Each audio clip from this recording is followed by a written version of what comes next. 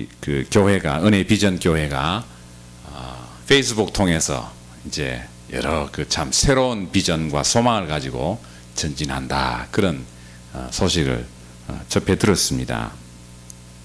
여러분들이 새로운 교회, 새로운 비전, 새로운 소망, 새로운 뜻을 가지고 교회를 섬긴다고 할 때 대개 마음속에 꿈꾸는 교회가 있지요. 한번 제가 제시해드린 이런 꿈들이 여러분 꿈과 비슷한지 한번 비교해 보십시오.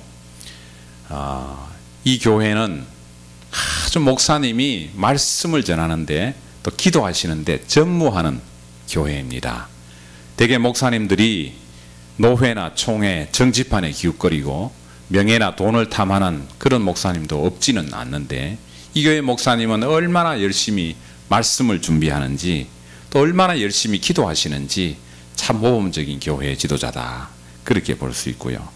두 번째, 이 교회는 아주 신실한 일꾼들, 집사님들, 장로님들, 당회원들이 포진하고 있어서 교회에 정말 기둥처럼 그렇게 교회를 잘 받드는 그런 일꾼들도 있었습니다. 또한 이 교회는 성령의 뜨거운 체험을 온 성도들이 하면서 온 도시 사람들이 그 교회를 바라볼 때에 저 교회 사람들은 뭔가 이게 좀 술이 취해서 또 제정신이 아니야 하는 평가를 받을 정도로 열심히 성령의 뜨거운 체험과 섬김을 감당했습니다. 또 이 교회 성도들은 얼마나 열심히 기도하는지, 어떤 기도 제목을 가지고 기도했는데 기도 제목이 이루어졌어요. 그런데도 불구하고 너무 열심히 기도하느라고 기도 제목이 이루어진지도 모르고 열심히 뜨겁게 기도했던 교회였습니다. 이렇게 기도하는 교회가 좋은 소문이 나서 숫자적으로도 3,000명, 5,000명의 놀라운 성장을 거듭했습니다. 또 이 성도들은 얼마나 물질 생활도 최선을 다했는지, 어떤 성도들은 자기 전 재산을 팔아서 목사님의 발 앞에 갖다 놓고, 목사님 이 물질을 주님의 영광을 위해서 또 참 주의 복음을 위해서 써주십시오, 그렇게 헌신하고 헌금했던 그런 교회입니다. 여러분, 이 교회가 어떤 교회입니까? 바로 성경에 나오는 예루살렘 교회지요. 예루살렘 교회의 지도자들은 열심히 복음을 전했고, 거기에 있는 7 집사님들, 포진해 있던 7 집사님들은 열심히 교회를 섬기고 또 성도들을 보살피는 일을 감당했고, 날마다 집에서 성전에 모이면서 뜨겁게 찬양하고 기도하고 열심히 주님을 섬기고 폭발적으로 숫자가 늘어나고 물질 생활도 열심히 하나님 앞에 드린 그런 생활을 했습니다. 우리가 생각하기에, 또 제가 생각하기에는 이 교회가 정말 완벽한 교회 같아요. 성령에 뜨겁고 숫자적으로도 참 놀랍게 성장했고, 목사님은 목회에 전념하시고 성도들은 열심히 참 교회와 주님을 위해서 섬겼으니까 이것보다 더 참 훌륭한 교회가 어디 있겠습니까? 우리가 보기에는 완벽해 보입니다. 나도 저런 교회 성도가 되어서 한번 섬겨봤으면, 마음껏 내 인생을 한번 들여봤으면, 그런 생각을 할 수 있습니다. 그런데 정말 놀랍게도 우리 주님이 보시기에는 예루살렘 교회가 한 가지가 부족했어요. 너무너무 안타까우셨어요. 주님이 생각하신 교회의 방향성과 예루살렘 교회의 방향성이 뭔가 핀트가 조금 안 맞았습니다. 참 이상하죠. 목사님들도 교회의 기둥 같은 집사님들도 열심히 주님을 섬겼는데 어떻게 주님의 뜻과 좀 맞지 않았을까? 그럼 주님의 뜻은 무엇이었을까? 예수님께서 제자들을 데리고 다니실 때 제자들이 이렇게 물었습니다. 예수님, 이 세상의 끝은 어떻게 오겠습니까? 여러분, 이 세상의 끝이 궁금하지요? 태풍이 불어치고 토네이도가 불고 허리케인이 오고 하면 이게 끝인가? 지진이 오면 이게 끝인가? 혹은 전쟁의 소식이 있으면 이게 끝인가? 그런 생각을 하게 됩니다. 예수님께서도 똑같이 말씀하셨어요. 지진이나 전쟁이나 기근이나 이것은 세상의 끝의 징조가 아니다. 그러면서 예수님이 하신 말씀은 마태복음 24장 14절에 뭐라고 말씀하시느냐 하면, 이 천국 복음이 온 세상에 전파되기 위해서 땅끝까지 전파되리니 그제야 끝이 오리라 그랬습니다. 이 천국 복음이 모든 민족에게 증거되기 위해서 우리 찬양한 것처럼 모든 민족과 나라와 백성과 방언에 이 복음이 미칠 그때가 되면 끝이 오겠다 하는 것이 예수님께서 제자들을 향한 세상의 끝에 대한 예언이셨습니다. 그런 예수님이 마지막에 승천하시기 직전에 뭐라고 사명을 주시느냐 하면 예루살렘을 떠나지 말고 성령을 기다리고 있다가 성령을 받으면 너희들이 권능을 받게 된다. 권능이라는 것은 능력이라고 할 수도 있고 에너지라고도 할 수 있겠죠. 힘을 받게 된다.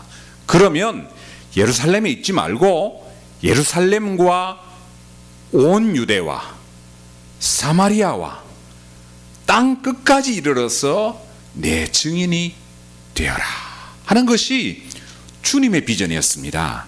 주님께서 예루살렘 교회에 왜 놀라운 복을 허락하셨나? 왜 엄청난 성령의 체험을 감당하게 하셨나? 왜 많은 성도들이 물질을 그렇게 헌신하게 하셨나?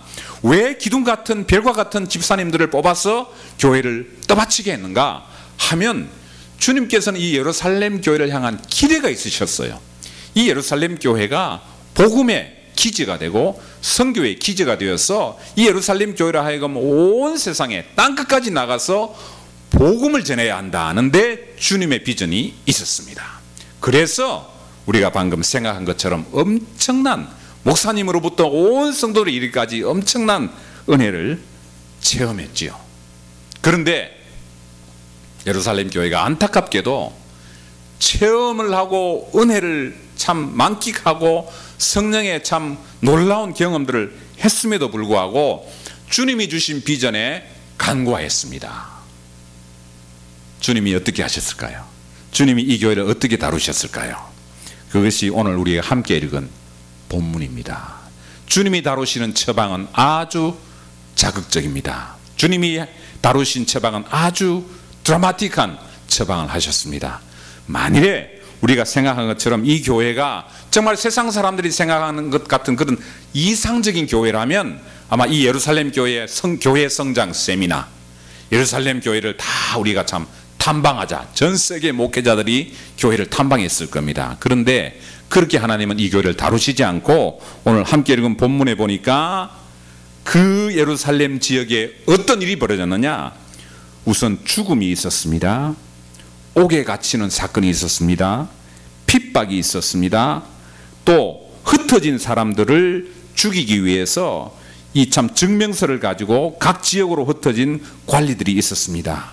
그 중에 한 사람 스데반이라는 유명한 집사님은 비참하게 사람들 앞에서 목숨을 잃는 그런 사건이 있었습니다. 여러분 한번 생각해 보십시오.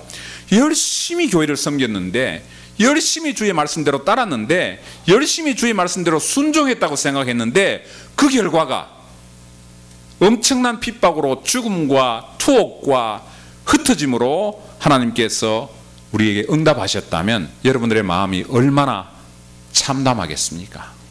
그런데 하나님은 이 예루살렘 교회를 그렇게 다루셨습니다.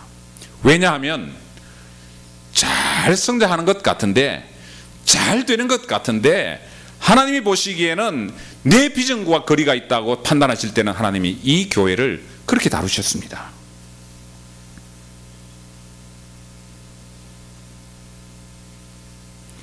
아마 이 투옥과 이 죽음을 피해서 도망간 흩어진 성도들은 아마 교회 고개를 갸우뚱했을 겁니다. 이상하다, 참 이상하네.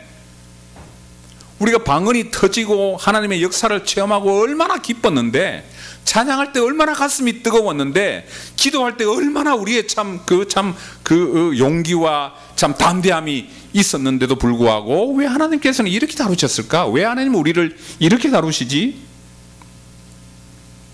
그러면서 도망갑니다.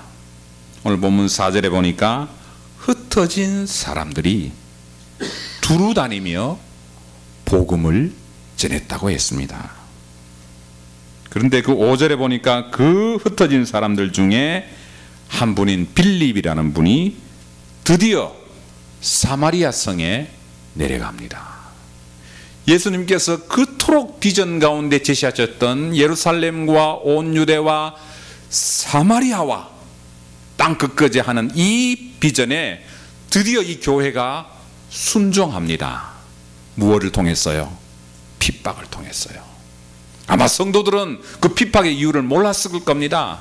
그런데 먼 후대의 교회 역사가들이 봤을 때 예루살렘 교회가 사마리아 교회를 향한, 사마리아 지역을 향한 선교의 시작은 바로 핍박을 통해서 시작되었다는 것을 알 수 있습니다.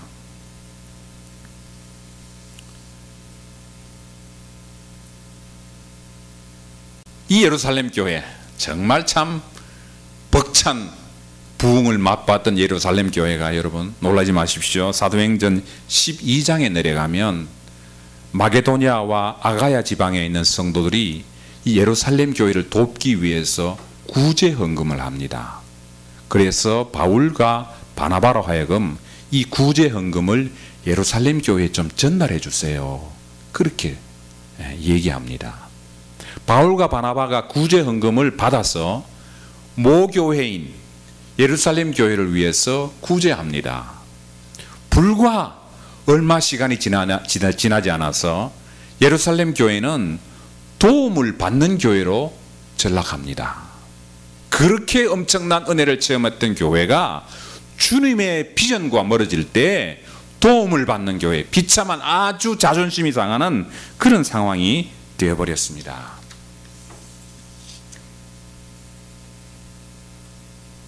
반면 또 하나의 교회가 등장합니다. 이 교회는 강력한 교회 리더십을 가지고 있는 것, 교회 성도들이 열심히 기도하고 열심히 참 성령의 체험을 한 것까지는 비슷합니다. 그런데 그 참 놀라운 은혜를 체험함과 동시에 안수하고 일꾼들을 파송하고 후원하는 일을 합니다. 우리가 잘 아는 대로 사도행전 13장에 등장하는 안디옥 교회입니다.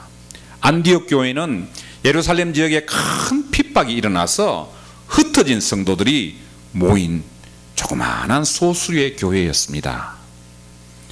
비록 규모는 작았지만은, 비록 외형은 예루살렘 교회에 비할 바가 아니었지만은, 이 안디옥 교회는 주님의 비전을 따르려고 애쓴 교회였습니다. 그래서 좋은 사람들을 양성하고 발굴해서 파송하고 안수하고 후원하고, 그리고 이분들 가운데 한 분이 바울이지 않습니까? 바울이 참 위대한 선교 여행, 3번에 걸친 위대한 선교 여행을 마치고 돌아와서 안디옥 교회 앞에서 선교 보고를 하고 재충전을 받고 다시 선교지로 나가는 그런 선교의 기지 역할을 안디옥 교회가 감당했습니다. 바울은 사도행전 19장에서 나는 로마도 보아야 하겠다, 그렇게 자기의 비전을 제시합니다. 로마에 있는 성도들에게 편지를 쓴 로마서 15장에 보면 내가 로마뿐만 아니라 서바나, 그때 당시로 서바나는 스페인이죠. 그 당시 사람들에게 뭐 미국 대륙이 발견되기 전이니까 그 스페인은 그야말로 땅끝이었습니다. 내가 로마뿐만 아니라 저 스페인까지 가서 복음을 전해야 하겠다는 비전의 편지글을 씁니다. 이 비전은 바울 개인의 비전이기도 했지만은 바울을 후원하고 파송하고 지원했던 안디옥 교회의 비전이기도 했습니다. 오늘 많은 대형 교회들이 있습니다. 오늘 많은 교회들이 교회 프로그램을 자랑합니다. 교회 시스템을 자랑합니다. 목사님의 훌륭한 설교가 날마다 방송에서 넘칩니다. 언론의 조명을 받습니다. 기독교 언론에 소개됩니다. 그러나 제가 선교사의 눈으로 봤을 때에, 혹은 우리 주님의 비전에 그 프리즘으로 봤을 때에 주님의 비전에 미치지 못하는 교회들도 많이 있는 것이 사실입니다. 많이 모이는데, 찬양은 뜨거운데, 기도는 열심히 하는데, 강단의 말씀은 넘치는데 비전이 없어요. 비전이. 우리 주님께서 지금도 천상에서 지상의 교회를 보실 때에 뭘 가지고 지상의 교회를 판단하시겠습니까? 어휴, 니네들이 어쩌면 그렇게 자체 교회 건물을 가지고 있네. 어쩌면 그렇게 목이 좋은 데다 교회를 세웠냐 그래? 훌륭하다 야. 어쩌면 그렇게 널찍한 주차장을 확보했냐? 시설들이 아주 모더나이즈 됐네. 주님이 그걸 가지고 기뻐하실 것 같습니까? 아니요. 비록 적은 수의 무리가 모이더라도 너희들이 내 비전을 실천하기 위해서 몸부림치는구나. 너희들의 눈빛이 살아있구나. 내 안타까움이 너희들의 안타까움이구나. 나의 눈물이 너의 눈물이구나. 나의 기도가 너의 기도 제목이구나. 주님은 그런 교회, 그런 성도들을 보실 줄로 믿습니다. 여러분, 주님의 비전을 따르는 교회, 주님의 비전의 그 초점이 어디에 있는지를 내가 함께 바라보는 그런 교회, 그런 성도들에게 주님께서 참 놀라운 상급으로 준비하실 줄로 믿습니다. 아까 우리 영상에서 잠깐 보셨듯이 정 못난 사람이 세월만 자랑한다 그러죠. 이제 금년 10월이 되면 저희들이 이제 아프리카 간 지 20년이 됩니다. 우리 아이들이 기저귀 차고 갔거든요. 여름에 그 더우니까, 늘 더운 여름이니까 애들 기저귀를 채울 수가 없었어. 기저귀를 벗겨놓으면 아무 때나 오줌 싸고 했던 애들이, 아까 찬양한 애들이.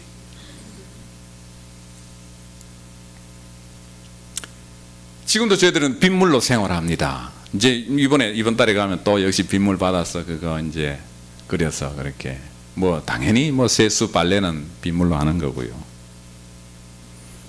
거기에 있다 보면 야, 이게 지금 이렇게 생활하는 게 맞는가, 그런 생각이 들어요. 초조하기도 해요. 야, 이렇게 복음을 전하는 게 주님이 원하시는 그 참 방향인가, 비전인가, 그런 생각을 합니다. 보신 그 개혁 신학교가 이제 20년이 되는데요. 이 학교를 우리가 어떻게 운영하면 좋을까? 거기 보면 뭐 참 우리 목사님 잘 아시지만 양철 지붕에다가 비가 오면 수업을 못해요. 양철 지붕에 비가 오면 비 소리 때문에, 따다다닥 소리 때문에. 그렇게 참 그 열악하거든요. 환경이나 시설은 열악합니다. 미국에는 뭐 비가 와도 스프링클러에 물이 쫙쫙쫙 나오고요. 뭐 여름에도 뭐 더운 물이 나오잖아요. 공중 화장실. 이런 세상에 아마 우간다 우리 학생들 여기 갖다 놓으면요, 뭐 천국까지 갈 건 뭐 있습니까? 여기가 천국입니다. 그렇게 고백할 것 같아요. 워낙 뭐 그런 참 열악한 지역에 있다가 와서 코스코라는 데를 한번 갔거든요. 제가 거기서 힐링 받았어요. 힐링. 제 마음에 치유가 되는데요. 하나도 안 샀어요. 그런데 쫙 물건을 보는 것만 해도 주님 감사합니다. 제 마음이 치유가 되네요. 치유가 돼. 아프리카 땅은 여전히 열악하고 도움이 필요하고, 지난달에는 도둑이 들어가지고요, 우리 컴퓨터실에 있는 컴퓨터를 몽땅 다 가져갔어요. 컴퓨터 수업은 그날로 이제 중단입니다. 뭐 컴퓨터 경찰들이 와서 뭐 지문 뭐 한다고 뭐 스카치 테이프 해가지고 지문 받아갔는데요. 지문 받아가면 뭐합니까? 데이터베이스가 뭐 지문을 비교할 사람이 있어야지. 그 우리한테 미안하니까 이제 지문 받아간다고 그러고는 수사비 또 받아가고요. 야, 옛날에 내가 수사반장 봤었는데 너희들보다 내가 수사 잘하겠다. 보니까 야, 우리 직원들 가운데 누가 그 내통했고 누가 보니까 그 범인 같은데, 그래서 고문이 필요하구나. 저희들은 고문의 필요성을 인정해요. 심정적으로는. 목사 양심상 제가 고문이 필요하다 말은 못하지만 저놈이 범인인 것 같은데, 저거 가서 고신을 좀 하면은 저 입을 불 것 같은데, 그런 생각이 들 사람이 있어요. 참 그 때로는 한심하고 때로는 한숨이 나오고, 뭐 이게 뭐 그 사람들은 내일 오라, 미국에서는 내일 오라 그러면 진짜 내일이잖아요. 제가 한번 놀랐는데, 여기 와서 카드를 하나 만드는데 오버나이트 신청하면은 그 다음날 온다면서요. 저는 그게 지금도 안 믿어져요. 그 다음날 왔더라고요, 카드가. 그러면 그 밤새도록 내비게이션에다가 주소 집어넣고 밤새도록 나한테 카드 전달하려고, 은행 카드, 데뷔 카드 하나 전달하려고 밤새도록 와서 나한테 전화를 했다는 말인데, 누가 그 밤에 운전해가지고 왔을까? 저는 지금도 의문이에요. 그런데 우간다에서는요, 내일 오라는 이 말은 내일 와도 될지 안 될지 이 말이거든요. 그런데 다음 주에 오라 이 말은 몇 달인지 기약이 없습니다. 다음에 오라는 이 말은 그야말로 다음이에요. 다음. 영원토록 다음입니다. 그래서 어떤 그 선교사님은 너무 이 이미그레이션 이 이슈가 너무 참 중요한데 자꾸 미루고, 그냥 도장만 안 찍으면 될 걸 그걸 또 미루고 하니까 팍 울었다 그래요. 그 사무실에서. 그분이 이종희 사모님입니다. 멀리서 찾지 마세요. 저분입니다. 저분.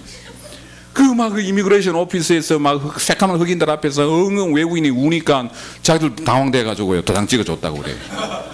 저분이 그런 감정이 있는 분입니다. 저희들은 그런 나라에 삽니다. 뭘 하면서 이렇게 해야 될까? 무슨 비전을 가지고 해야 될까? 그래서 저희들이 고민하다가 만든 게 아프리카에 있지만 아직도 도움이 필요하지만 아직도 열악한 지역이지만 미션 센터드 신학교를 한번 해보자. 우리 신학생들 7개 나라에서 온 학생들이 있거든요. 한 100여 명 됩니다. 케냐, 우간다, 탄자니아, 르완다, 부룬디, 콩고, 남부수단, 탄자니아 8개네요. 이 학생들을 모아놓고 저희들이 가지고 있는 비전은 뭐냐면 이 학생들 아직도 우리 참 학비 지원이 필요하고 아직도 우리 도움이 필요한 학생들을 선교 비전으로 한번 키워보자. 그래서 우리가 정말 못 들어가는 지역, 참 밀림 지역들, 또 풍토병 때문에 못 가는 지역이 있거든요. 우리는 잘 모르지만 아직도 식인종이 있다고 그래요. 그런 지역들에 정말 선교사, 파이오니어 미셔너리, 개척 선교사의 비전으로 가는 우리 학생들을 키워보자. 그게 우리 학교의 비전입니다. 비록 선교지에 있지만 주님의 참 비전을 쫓아서 선교사를 파송하는 선교지 신학교, 그게 저희들 비전입니다.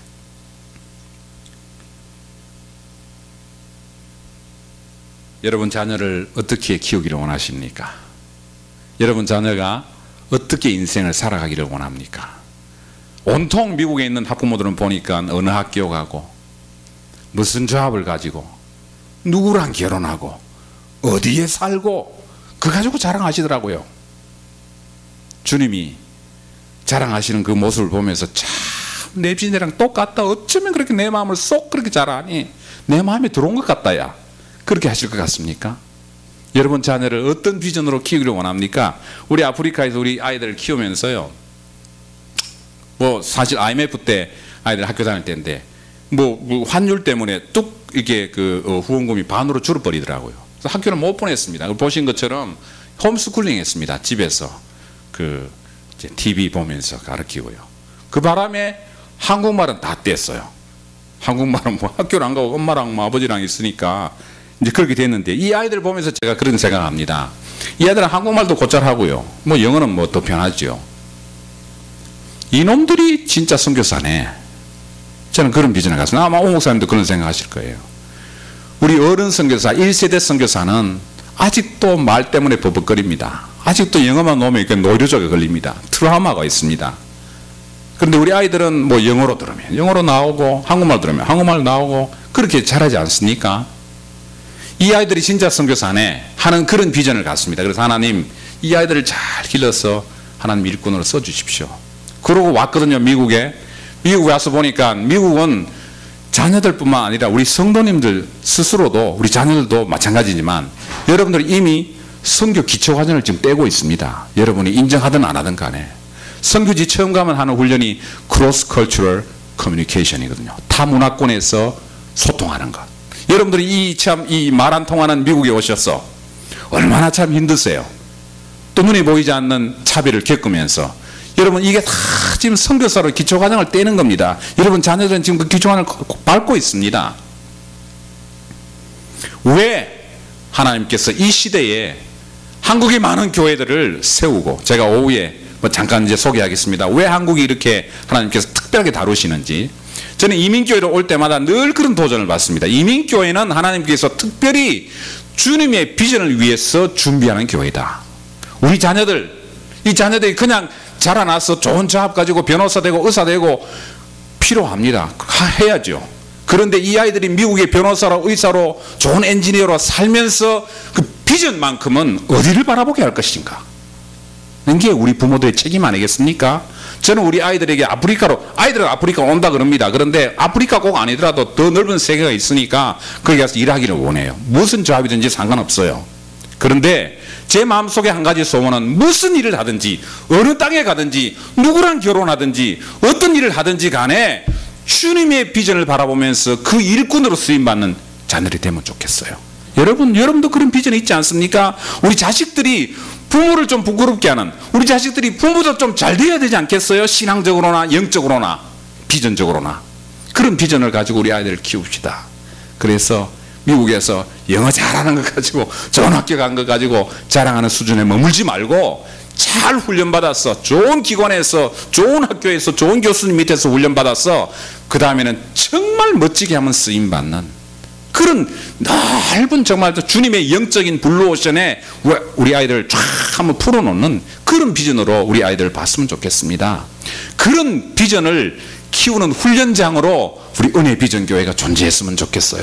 세상에 수많은 교회들, 많은 교회들 간에 그 가운데 하나의 교회가 아니라 정말 주님의 은혜를 체험한 다음에는 이 교회 이름처럼 그 다음에 주님의 비전을 쫓아나가는 교회.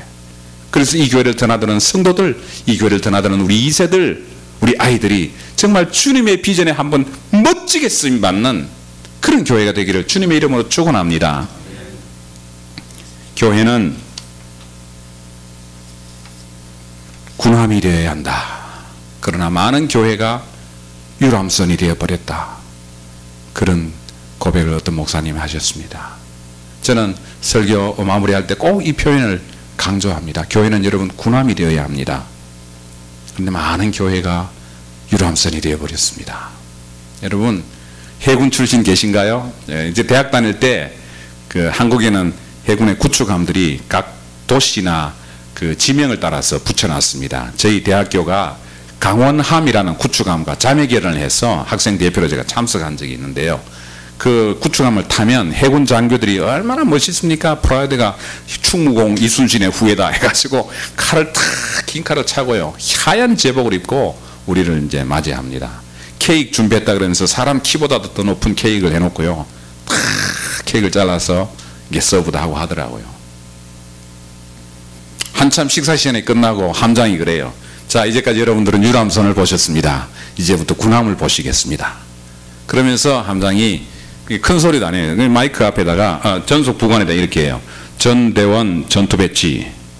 딱 한마디 했어요. 전대원 전투 배치 하니까 이 부관이 마이크에 대고 전대원 전투 배치, 전대원 전투 배치 하니까요.